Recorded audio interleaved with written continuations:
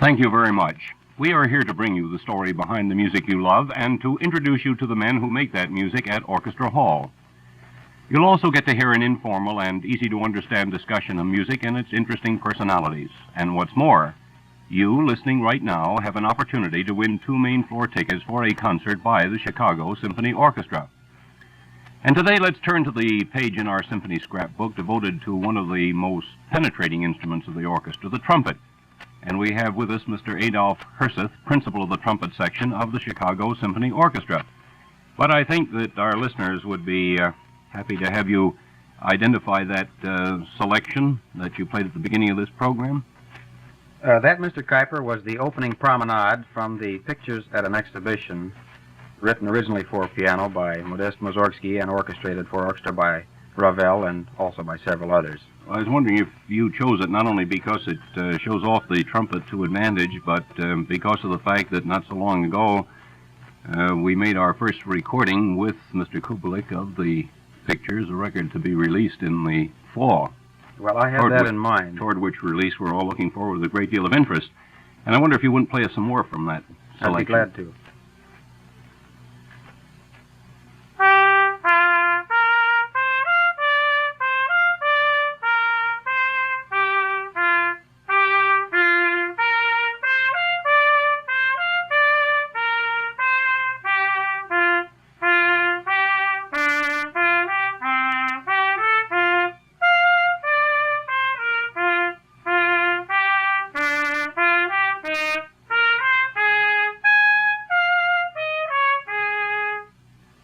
A little later in the program, when talking about instruments and the instrument and its use, I was going to say something about mutes. But while we're on the subject of the Pictures, isn't there a passage in the Pictures which uses a mute to advantage? Yes, there's a section called Samuel Goldenberg and Schmoel, which depicts 2 Jews arguing in the marketplace. And the part of Schmoel, the little gibbering fellow, is portrayed by a muted trumpet playing a fast repeated figure. I'd be glad to play that for you. I wish you would. Now, I notice you're using a different instrument. Yes, I play this particular part on the D trumpet because of the fact that some of the grace notes are a little bit awkward on the regular trumpet, and they seem to fall in better on the D trumpet. All right, another selection from the Mussorgsky-Ravel Pictures and Exhibition.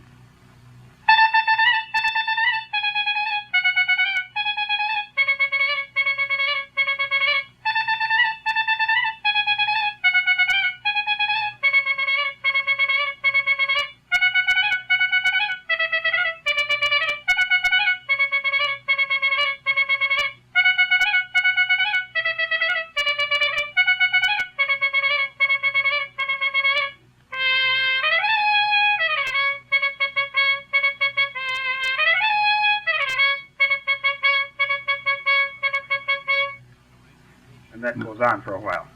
Well, I'm surprised that you can talk after you played that selection, because each time I've heard you play it, I've been amazed at the fact that you can go on and on and on, apparently without breathing.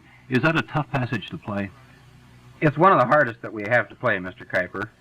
Quite frequently, the second trumpet player is called upon to spell the first trumpet player at different sections of that solo, but I always play the thing all the way through by myself. What's the secret of breath control, knowing just how to take air in gulps? Well, there's not exactly a secret to it. I'd say it's more a matter of practice than anything else. Just practice and common sense, not breathing too shallow or too deep, and just as we do when we talk or sing. Well, now, would you consider the trumpet a difficult instrument to play, say, in comparison with other instruments, or is that an embarrassing question to ask one orchestra man? No, I don't think it's embarrassing. The trumpet is not as difficult to play as, for instance, the French horn in the brass family. It is easier to acquire technique on the trumpet. I would say probably that it's harder to play from a purely physical point of view. That is, it's more strenuous because you have high parts quite often and parts that must be hit hard, as we say.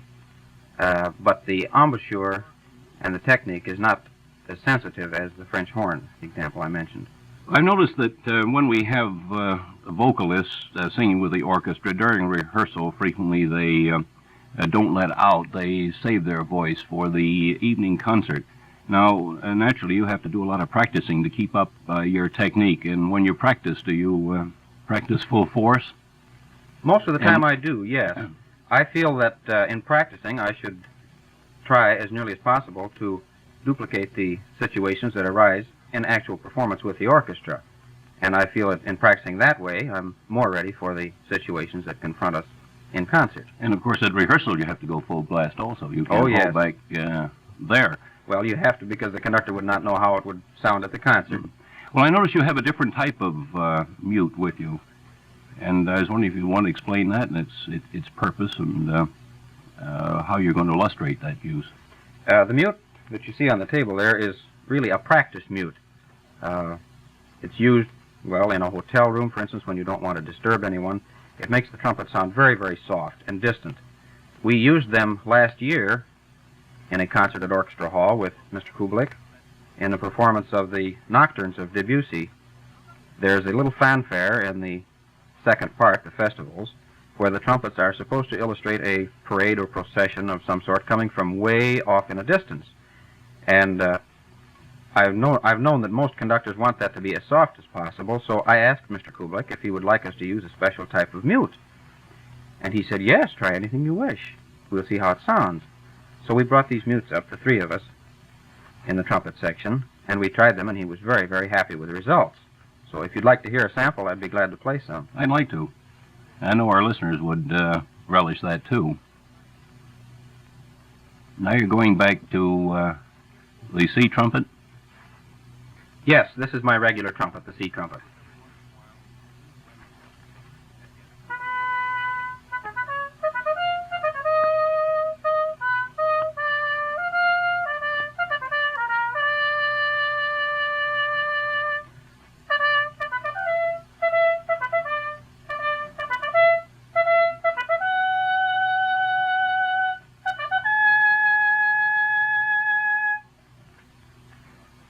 So, it's been said that the trumpet has a wide variety of sound, ranging from the energetic to the strident to the soft and sweet.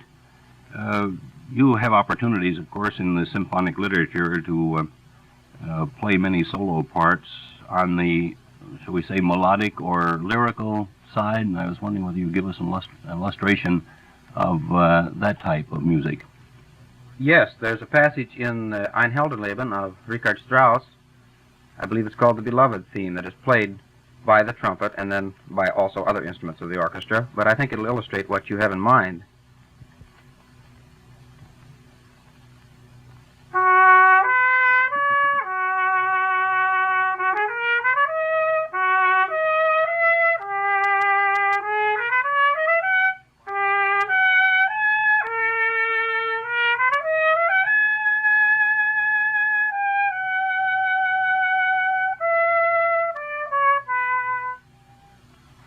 When you were on this program over a year ago, we talked about the history of the trumpet, and I don't want to repeat that, but I ran across to me an interesting fact the other day, that the word bugle, of course, what is that, the first cousin of the trumpet, a bugle? Well, probably the great-great-grandfather, maybe. Well, perhaps that's more like it, because the word bugle originally meant wild ox. And I imagine that referred not to its sound, but perhaps to the origin of the trumpet as the wild ox horn. That sounds very logical, because we know that most of the brass instruments in the brass family, that is, descended from the horns of different animals. Of course, the trumpet is a very old instrument. In biblical literature, there's a reference to sounding the loud trumpet. And another interesting fact that I heard about the other day, is Queen Elizabeth, when she wanted to announce that dinner was ready, had the dinner call sounded on 12 trumpets and 2 kettle drums played for half an hour. I don't know whether that was to stimulate appetite or to deaden it. But the trumpet always seems to be introducing something, and you have many opportunities for fanfare passages, don't you? Yes, we do. In it, I was wondering if we could have an illustration of that. I can play you a fanfare from the Consecration of the House Overture by Beethoven. Could we hear that? This is played by two trumpets. Of course, I can only play one part.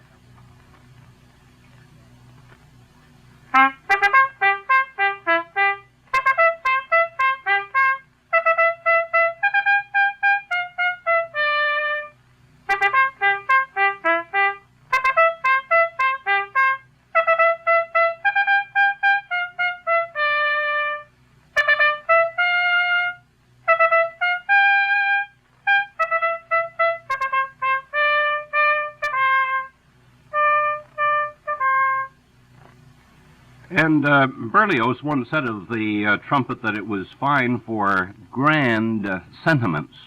And I was wondering whether that would give you a lead for another selection. One comes to mind, and that is the backstage trumpet solo in The Pines of Rome of Ottorino Respighi. It's a very fine solo, one of my favorites, actually. And I can play that for you, too. I'm sure listeners will like to hear that.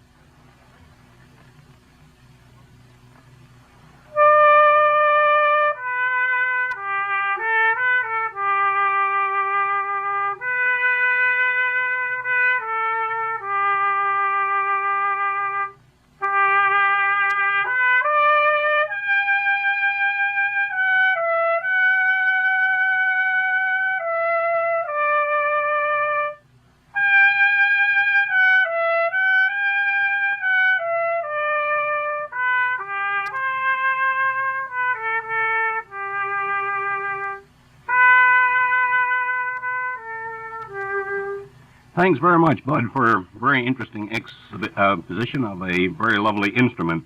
And now we're happy to send a pair of tickets to a concert by the Chicago Symphony Orchestra to Mr. Walter Huff of Oak Park for his interesting anecdote. He points out that conductors up until about the middle of the 19th century were mainly composers. And even later, sometimes conductors fancy themselves as great composers. And one of these was a man by the name of Costa, who prided himself on his wonderful compositions, although he was far better conductor than composer. And Rossini once said of Costa, "The good Costa has sent me a part of one of his oratorios and a Stilton cheese. The cheese was very good." And thanks to Mr. Huff for his interesting anecdote, which we are adding today to our scrapbook.